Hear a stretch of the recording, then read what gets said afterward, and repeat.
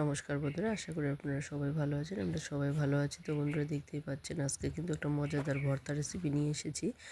তো ভর্তা তো আপনারা অনেকভাবেই খেয়েছেন, অনেক কিছুরই ভর্তা খেয়েছেন। আজকে একবার এভাবে অবশ্যই ভর্তা বানিয়ে দেখবেন, আশা করি আপনাদের খুবই ভালো লাগবে। তো দেখুন, এখানে আমি নিয়েছি 5-6টা পরিমাণ টমেটো, আর টমেটোগুলোর পেছনটা কেটে নিয়েছি আর সামনটাও কেটে নিয়েছি, দেখতেই পাচ্ছেন।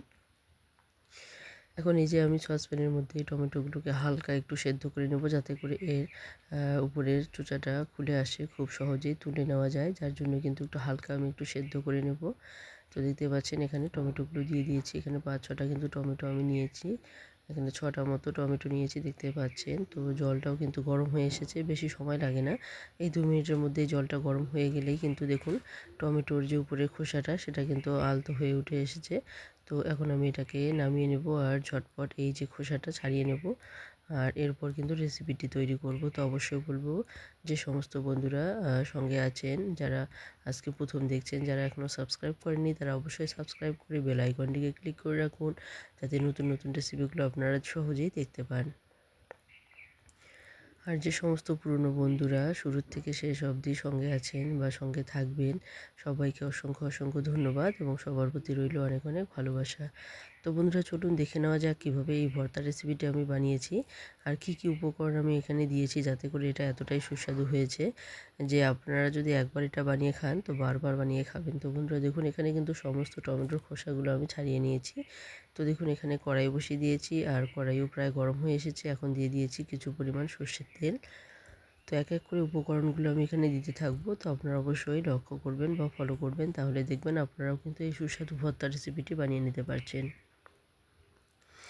তো প্রথমে এখানে আমি দিয়ে দিচ্ছি এখানে দুটো গোটা গোটা কাঁচা লঙ্কা, সেটাকে আমি কিন্তু মাঝখানে চিড়ে তারপর কুচি কুচি করে কেটে নিয়েছি। আর দুটো মিডিয়াম সাইজের পেঁয়াজ নিয়েছি, আর পেঁয়াজ দুটোকেও কিন্তু পাতলা পাতলা করে কেটে নিয়েছি, দেখতে পাচ্ছেন। এখন পেঁয়াজ আর লঙ্কাগুলোকে একটুখানি আলতো করে ভেজে নিতে হবে।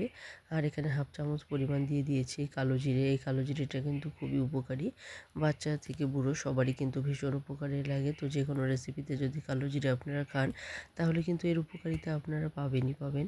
তো বন্ধুরা দেখুন, এখানে কিন্তু আমি কিছুটা ভেজে নিয়েছি, একদম কিন্তু লালচে করে ভাজবো না, একটু আলতো বাদামি কালার হবে এরকম অবস্থাতেই কিন্তু আমি দিয়ে দেবো টমেটোগুলো। তো দেখুন, এখানে পেঁয়াজগুলো প্রায় ভাজা হয়ে এসেছে, দেখতে পাচ্ছেন।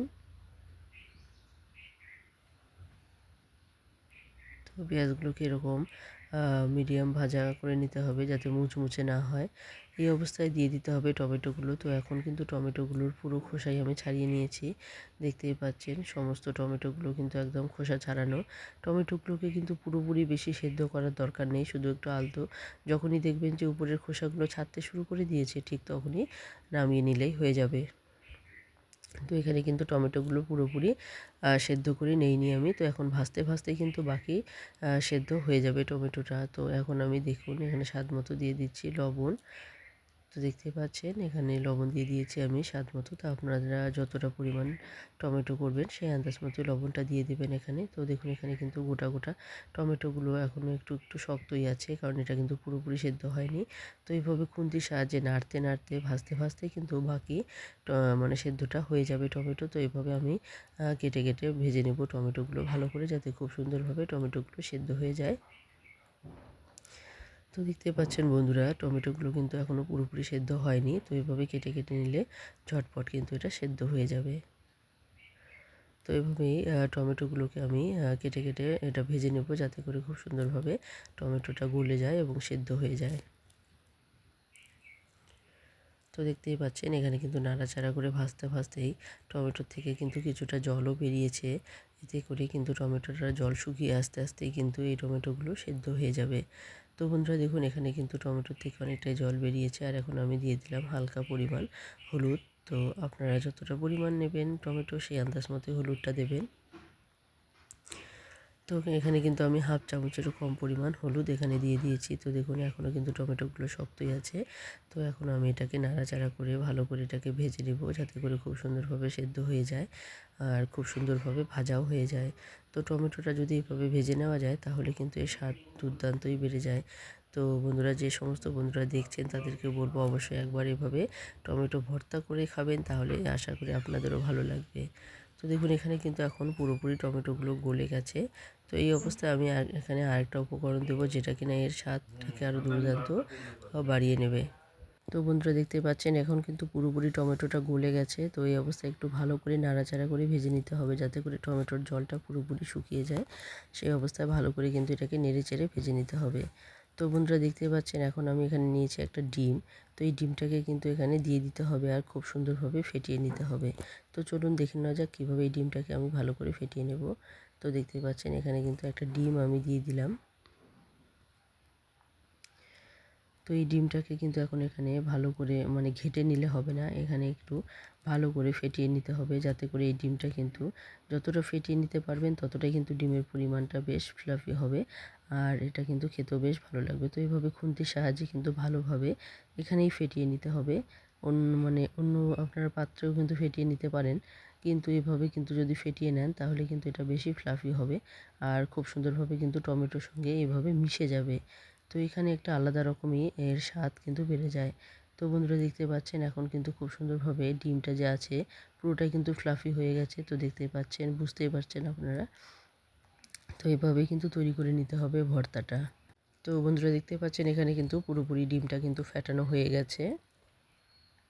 এখন ভালো করে নাড়াচাড়া করে এটাকে ভেজে নিতে হবে। এই যে একটু রসালো টাইপের দেখা যাচ্ছে, এই রসটাকে পুরোপুরি শুকিয়ে ভালো করে একটা সুন্দর ভাজা তৈরি করে নিতে হবে। তো দেখতেই পাচ্ছেন বন্ধুরা, তো এখন ভালো করে নেড়েচেড়ে নিতে হবে, যাতে করে ডিমগুলো পুরো টমেটোর মধ্যে খুব সুন্দরভাবে কিন্তু মাখা হয়ে যায়। তো দেখতে পাচ্ছেন এখানে ডিমগুলো কিন্তু গোটা গোটা যা আছে সেটা কিন্তু বোঝাই যাচ্ছে। আর ডিম আর টমেটোর এই ভর্তা রেসিপিটা কিন্তু অসাধারণ লাগে খেতে। তো যদি এই ভর্তা রেসিপি যদি আপনাদের পাতে থাকে তাহলে কিন্তু একতলা ভাত আপনারা অনায়াসে খেয়ে নিতে পারবেন। তো আমার এই ভর্তা রেসিপি আপনাদের কেমন লাগলো অবশ্যই কমেন্টে জানাতে ভুলবেন না, কারণ আপনাদের একটা কমেন্ট কিন্তু আমাকে অনেকটা উৎসাহিত করে নতুন নতুন রেসিপি তৈরি করে নিতে। তো বন্ধুরা অবশ্যই বলবো কমেন্টের আগে একটি লাইক দিতেও ভুলবেন না, যাতে করে আপনাদের সঙ্গে সঙ্গে অন্যান্য বন্ধুরাও এই রেসিপিটি দেখতে পারেন। তো দেখুন এখানে কিন্তু টমেটো ভর্তাটা রেডি হয়ে গেছে। এখন আমি এটা নামিয়ে নিব আর গরম গরম ভাতের সঙ্গে পরিবেশন করব। তো আমার এই ভর্তা রেসিপি আপনাদের কেমন লাগলো অবশ্যই কমেন্টে জানাবেন। আর যে সমস্ত বন্ধুরা সাবস্ক্রাইব করেনি তারা অবশ্যই সাবস্ক্রাইব করে বেল আইকনটিকে ক্লিক করে রাখবেন, তাহলে যে কোনো নতুন ভিডিও আসা মাত্র আপনাদের কাছে পৌঁছে যাবে। তো বন্ধুরা আজকে এখানে শেষ করে দিচ্ছি, আবারও চলে আসবো নতুন কোনো রেসিপি নিয়ে। ততক্ষণে সবাই ভালো থাকবেন, সুস্থ থাকবেন, টাটা।